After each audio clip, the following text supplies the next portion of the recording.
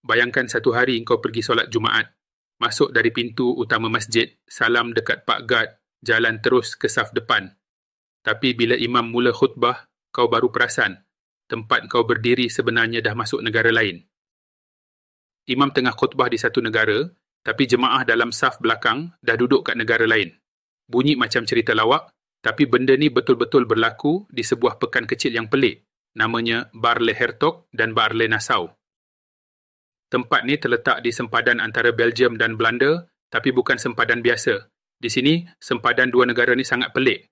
Ada rumah yang ruang tamunya kat Belanda, tapi dapurnya kat Belgium. Ada komuniti kecil, Muslim hidup dan beribadah kat sana.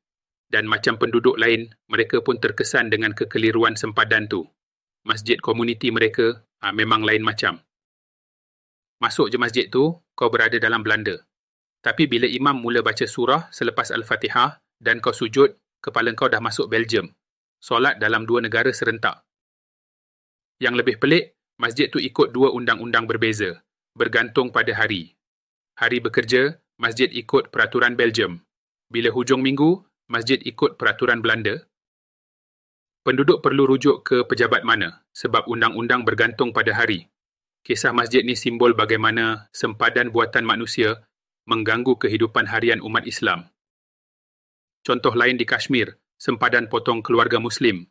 Di Somalia dan Ethiopia, kaum serupa terpisah pos kawalan. Garis dilukis penjajah tanpa peduli penduduk setempat. Sempadan merupakan garis manusia, politik duniawi.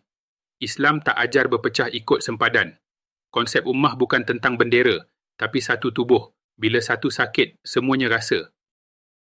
Walaupun sujud ke arah sama, kita masih terpisah oleh garis peta.